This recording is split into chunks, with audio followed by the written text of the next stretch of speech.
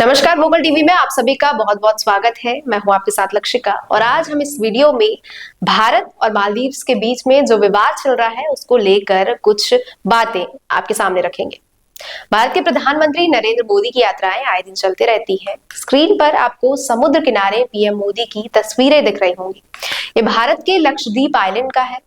4 जनवरी को भारत के प्रधानमंत्री नरेंद्र मोदी ने सोशल मीडिया प्लेटफॉर्म एक्स पर लक्षद्वीप आइलैंड के दौरे के दौरान ली गई तस्वीरें और वीडियो शेयर करते हुए लिखा कि हाल ही में मुझे लक्षद्वीप के लोगों के बीच जाने का अवसर मिला। वहां के द्वीपों की अद्भुत सुंदरता और यहाँ के लोगों की गर्मजोशी से आश्चर्यचकित हो। आइलैंड की स्नॉर्केलिंग की तस्वीरों के साथ उन्होंने लिखा, जो लोग रोमांच का आनंद लेना चाहते हैं उनके लिए लक्षद्वीप उनके लिस्ट में जरूर होना चाहिए। एशिया में आइलैंड्स की बात जहां होती है वहां मालदीव्स का नाम सबसे आगे होता है।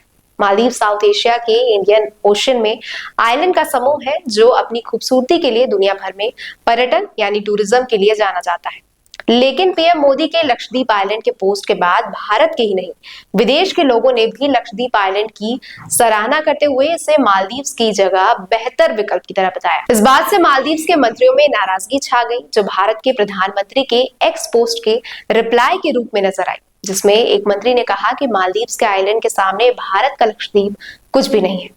मालदीव्स के 3 मंत्री मार्शा शरीफ, मरियम श्यूना और अब्दुल्ला महजूम माजिद के इन्हीं पोस्ट के बाद भारत में जबरदस्त विरोध हुआ और 7 जनवरी से बाइकॉट मालदीव्स हर जगह ट्रेंड करने लगा। विरोध इतना तेज हुआ कि मालदीव सरकार ने इन मंत्रियों को सस्पेंड भी कर दिया।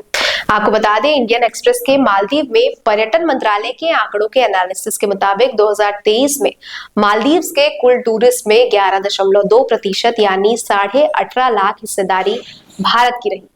इजी माई ट्रिप के को फाउंडर निशांत पिट्टी ने एक्स पर पोस्ट के द्वारा जानकारी देते हुए लिखा कि मालदीव्स की सारी फ्लाइट्स सस्पेंड कर दिए गए हैं।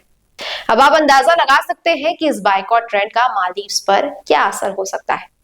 आगे जानते हैं पूरे मामले में अब तक क्या हुआ। बढ़ते विरोध को देखते हुए मालदीव सरकार ने बयान जारी करते हुए विवाद शांत करने की कोशिश की। बयान में कहा गया, सोशल मीडिया पर विदेशी नेताओं और अहम लोगों के बारे में अपमानजनक टिप्पणियां पर मालदीव सरकार की नजर है। यह कमेंट्स पर्सनल है और मालदीव सरकार का नजरिया नहीं है। इस बयान में आगे कहा गया, हमारी सरकार मानती है कि लोकतंत्र में सभी को अपनी बातें कहने का हक है, लेकिन यह राय जिम्मेदारी से देनी चाहिए। इस तरह की बयानबाजी से नफरत या दुश्मनी नहीं फैलनी चाहिए। हम ये भी साफ कर देना चाहते हैं कि इस तरह की अपमानजनक बयानबाजी करने वाले लोगों के खिलाफ कार्रवाई करने में मालदीव सरकार कोई संकोच नहीं करेगी।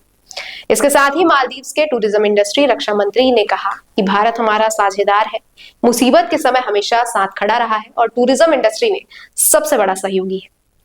मालदीव से मंत्रियों के आपत्तिजनक पोस्ट की आलोचना तो की जा रही है, लेकिन विपक्षी अब वहां के राष्ट्रपति के खिलाफ अविश्वास प्रस्ताव लाने की भी मांग कर रहे हैं और इन सब के साथ भारत मालदीव विवाद में अब इजराइल की भी एंट्री हो चुकी है। मालदीव की मोहम्मद मुइज़्ज़ू सरकार की मंत्री मरियम ने पीएम मोदी को इजराइल की कठपुतली कहा था।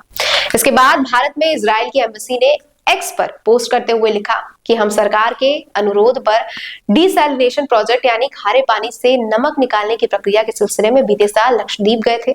इजराइल इस परियोजना पर काम करने को तैयार है। जो लोग लक्षद्वीप की खूबसूरती को अब तक नहीं देख पाए हैं वो लक्षद्वीप जरूर आए। इसके साथ इजराइल एम्बेसी ने लक्षद्वीप की कुछ तस्वीरें भी एक्स पर पोस्ट की। तो ये था पूरा मामला, जिसको लेकर अब मालदीव्स का टूरिज्म बोर्ड हो या विदेश मंत्रालय, सभी भारत और मालदीव के बीच इस विवाद से अंतरराष्ट्रीय रिश्तों में आए तनाव से चिंतित है, क्योंकि दोनों देशों के बीच बीते 2 साल में औसतन $45 करोड़ का व्यापार हुआ है।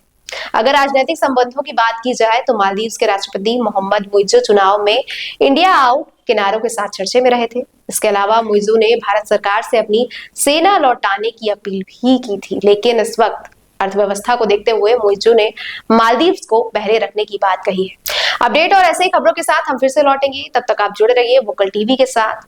शुक्रिया।